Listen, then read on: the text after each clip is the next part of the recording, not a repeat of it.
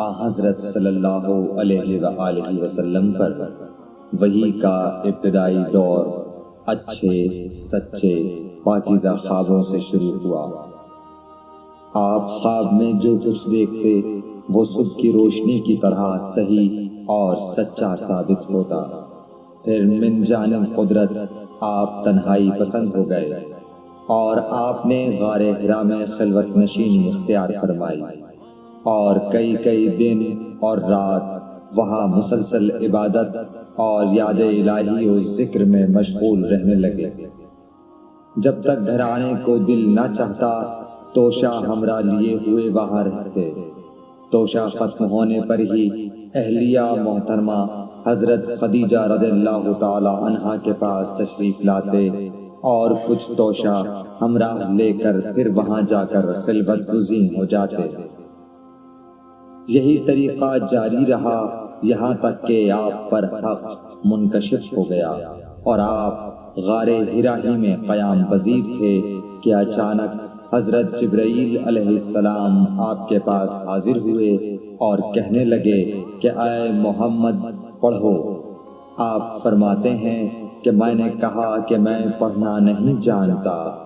آپ صلی اللہ علیہ وسلم فرماتے ہیں کہ فرشتے نے مجھے پکڑ کر اتنے زور سے بھینچا کہ میری طاقت جواب دے گئی۔ پھر مجھے چھوڑ کر کہا پڑھو۔ میں نے پھر وہی جواب دیا کہ میں پڑھا ہوا نہیں ہوں۔ اس فرشتے نے مجھ کو نہایت ہی زور سے بھینچا کہ مجھ کو سخت تکلیف محسوس ہوئی۔ پھر اس نے کہا کہ پڑھ۔ میں نے کہا میں پڑھا ہوا نہیں ہوں۔ فرشتے نے تیسری بار مجھ کو پکڑا اور تیسری مرتبہ پھر مجھ کو بھینچا، پھر مجھے چھوڑ دیا اور کہنے لگا کہ پڑھو اپنے رب کے نام کی مدد سے جس نے پیدا کیا اور انسان کو خون کی پھٹکی سے بنایا۔ پڑھو اور آپ کا رب بہت ہی مہربانیاں کرنے والا ہے۔ بس یہی آیتیں آپ حضرت جبرائیل علیہ السلام سے سن کر اس حال میں غار حرا سے واپس ہوئے کہ آپ کا دل اس انوکھے واقعے سے کانپ رہا تھا۔ آپ حضرت خدیجہ کے ہاں تشریف لائے اور فرمایا کہ مجھے کمبل اوڑھا دو، مجھے کمبل اوڑھا دو۔ لوگوں نے آپ کو کمبل اوڑھا دیا۔ جب آپ کا ڈر جاتا رہا تو آپ نے اپنی زوجہ محترمہ حضرت خدیجہ رضی اللہ تعالی عنہا کو تفصیل کے ساتھ یہ واقعہ سنایا اور فرمانے لگے کہ مجھ کو اب اپنی جان کا خوف ہو گیا ہے۔ آپ کی اہلیہ محترمہ حضرت خدیجہ رضی اللہ تعالی عنہا نے آپ کی ڈھارس بندھائی اور کہا کہ آپ کا خیال صحیح نہیں ہے۔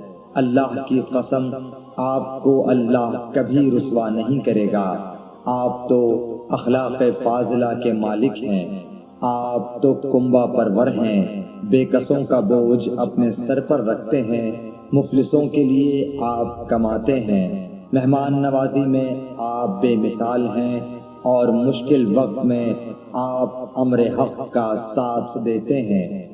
ایسے اوصاف حسنہ والا انسان یوں بے وقت ذلت و خواری کی موت نہیں پا سکتا۔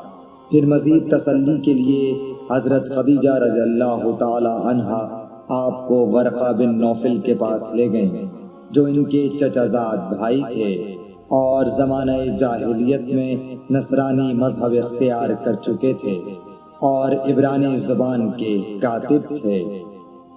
چنانچہ انجیل کو بھی حسب منشائے خداوندی عبرانی زبان میں لکھا کرتے تھے۔ انجیل سریانی زبان میں نازل ہوئی تھی، پھر اس کا ترجمہ عبرانی زبان میں ہوا۔ ورقہ اسی کو لکھتے تھے۔